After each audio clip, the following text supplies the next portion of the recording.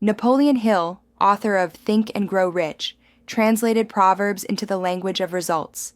He didn't wear a robe, and he didn't speak in parables.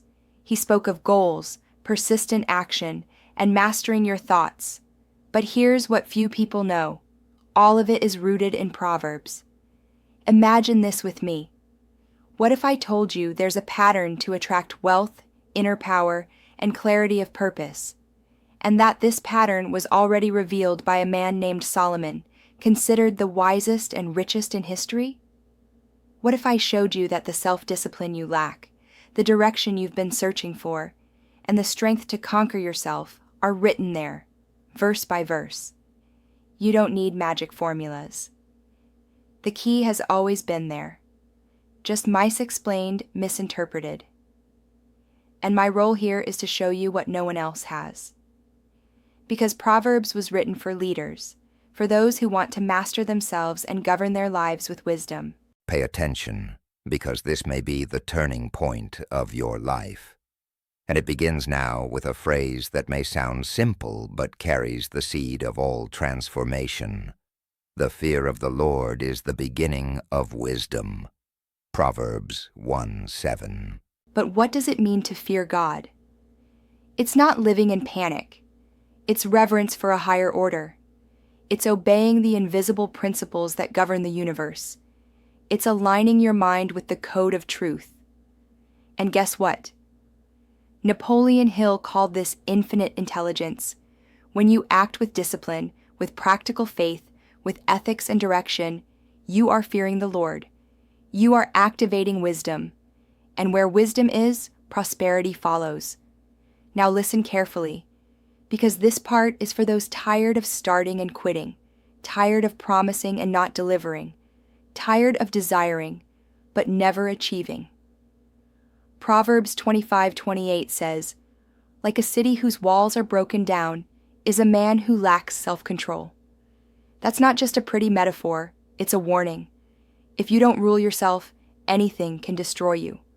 A comment can shake you, a criticism can demotivate you, a temptation can bring you down. Think, would you build an empire on cracked ground? Of course not. Then why try to build wealth with an undisciplined mind? Napoleon Hill was blunt. Before you conquer the world, learn to conquer your own mind. That's exactly what Solomon cried out through Proverbs. Wealth doesn't start with money. It starts with inner government. And that doesn't come from motivation. It comes from habit. You don't need to wake up inspired every day. You need to be stronger than your impulses. Proverbs 6:6-8 says, "Go to the ant, consider her ways and be wise. She has no commander, no overseer or ruler, yet she stores her provisions in summer and gathers her food at harvest." That's discipline, acting when no one is watching, when no one is demanding, when the reward feels distant. That's what success is, silent work guided by an inner code, while the lazy wait for orders and complain about life. Hill called it personal initiative and persistence. The Bible calls it wisdom and fear of the Lord. The result is the same. The world bows to those who master themselves. Now imagine what would change in your life if you mastered your impulses for just 30 days. If you silenced procrastination, shut down laziness, and commanded your soul to obey your mission. That one change could create a harvest beyond anything you've dreamed. But it begins with a simple decision: to be greater than your immediate desires. Proverbs 3:6 says, "Acknowledge the Lord in all your ways, and he will make your paths straight." This is not poetry. It's a spiritual and mental mechanism. Solomon is warning us. Without direction, strength is wasted, wealth is wasted, dreams are wasted. And Napoleon Hill proved it by studying the richest men in history. They all had absolute clarity of purpose. He called it definiteness of purpose. Solomon called it the path of the righteous. The hard truth is this: if you don't decide firmly what you want from life, life will decide for you, through pain, scarcity, and regret. Proverbs 16:3 says, "Commit to the Lord whatever you do, and your plans will succeed." That doesn't mean pray and wait.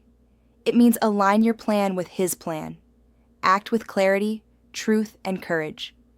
Because a plan without action is just intention. And intention never changes destiny. Only decision does. Decision that hurts. Decision that costs. Decision that rips you out of comfort. Look at your life now. Where are you lacking direction?